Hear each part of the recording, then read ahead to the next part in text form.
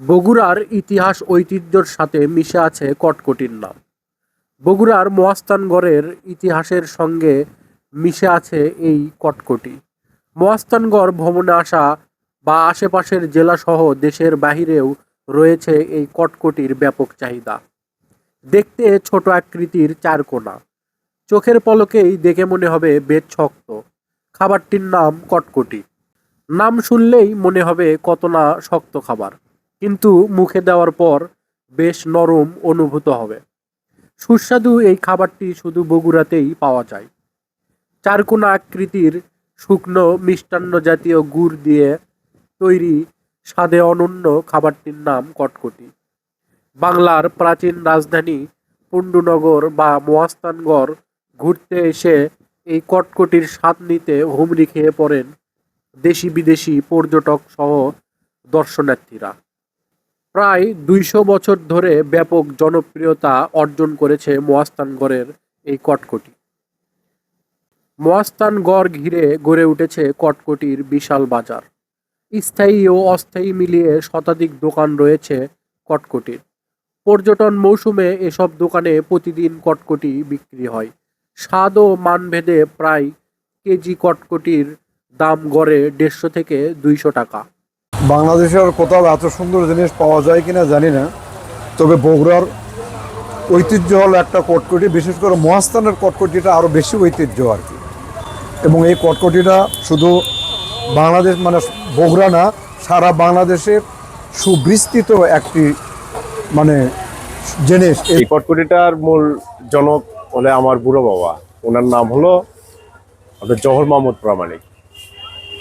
উনি এই ব্যবসা সর্বপ্রথম স্টাডি করেন, তারপরে তার ছেলে মোহাম্মদ আলী প্রামাণিক, তারপরের প্রজন্ম চলে আসলো আমার বাবা লাল মিয়া প্রামাণিক, তারপরে আমি করতেছি, আমার ছেলেরা করতেছে।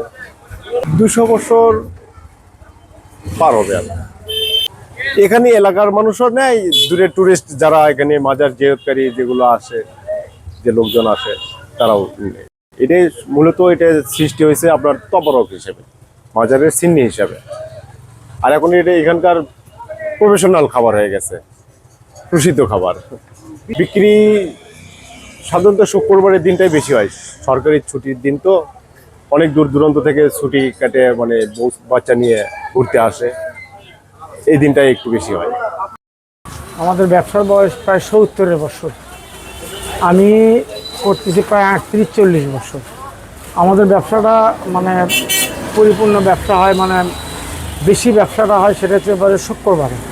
আর প্রতিটা তিথি আছে, শেষ বৈশাখ, শবে বরাত, শবে মেহরাজ। আর আপনার যে ওই বছরে আমরা ওই ৩ মাস ওই শীতের কারণে পিকনিকের সিজন যখন আসে তখন আমাদের পিকনিকের সিজনটা দেখা হয়।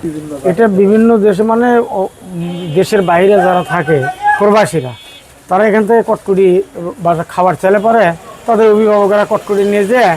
কেউ যাচ্ছে তারিয়া ধরে Malaysia, Singapore, Canada, Kuwait, America, লন্ডনে পাঠাচ্ছে। আমার দাদা করছে, আমার বাপ করছে, তারপর আমি করছি, এখন ছেলেরা করছে। এটা তো হবে প্রায় ধরেন ২০০ বছর হতে যাবে না, ২০০ হবে। প্রথম তৈরি হচ্ছে আপনার সেটা আপনার গমের আটা, তারপরে ময়দা নামলো ময়দা, তারপরে আছে আপনার ওই চালের। আমরা যখন ইয়ে করছি তখন কটকট ছিল ১০ আনা কেজি, খালি ১০ আনা।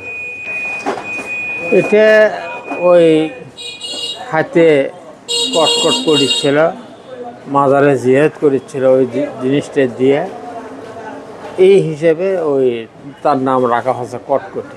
কটকট কটকট করেছিল খাইতে, তো নাম রাখা হয়েছে কটকট।